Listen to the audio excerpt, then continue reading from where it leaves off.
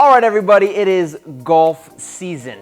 Whether or not you work with golfers or you're a golfer yourself, I'm going to show you some really cool exercises that really work to increase core strength and rotational plane of motion and help create stability from the ground up. Let's get to it. All right, so the movement we're going to be doing is a rotation in the transverse plane while standing in the address golf position, posture. We're going to do this, though, in a series of different positions with our feet that allow us to either increase the amount of stability we have or decrease it.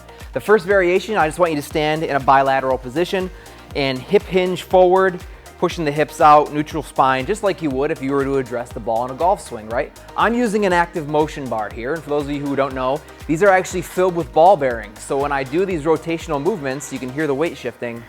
It's going to force more activation in my trunk and help enhance the rhythm and timing of my rotation. If you don't have an Activmotion bar, use any form of resistance. But here's what we're going to do.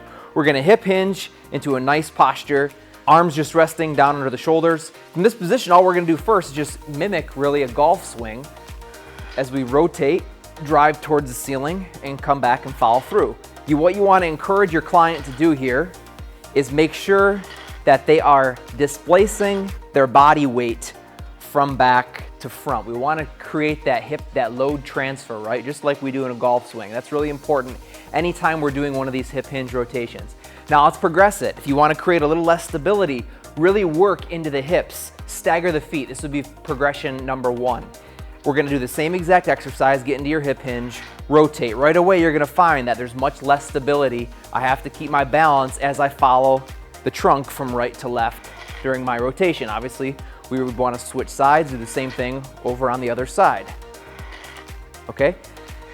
If we want to progress from there, what we're going to do is we're going to move into a hip hinge single leg balance. Okay? So from this single leg balance position, I'm still kind of in my address golf posture, although I have the hip extended on one side, and I'm going to rotate there from one side to the other. Okay. Again, make sure you're doing both sides. Now, the last variation that we're going to do here is we're going to actually now encourage our client to let their eyes follow either the hands or the end of whatever tool you're using. In this case, I'm going to follow the end caps of my Activmotion bar here. So from this position, I'm going to let my eyes follow the end caps of the bar. So what this is going to do is it's going to turn on the vestibular system more because there's a greater head turn. The eyes focusing on a moving object is also going to increase the balance challenge. So whenever you're looking to increase that balance challenge, a simple little eye tracking drill like this is really helpful. So those are our variations, you guys. Bilateral stance, rotations from that address position, staggered stance, single leg, and then finally you can introduce that head turn and that gaze transition to any one of those exercises. You can follow that format exactly in a group training class and create those nice progressions that way, or you can visit them individually in a personal training session. I would do maybe 10 rotations on each side, on each leg. That would be a great movement to put into your golf fitness or general core strength training program. Thank you for watching, and we'll see you next time.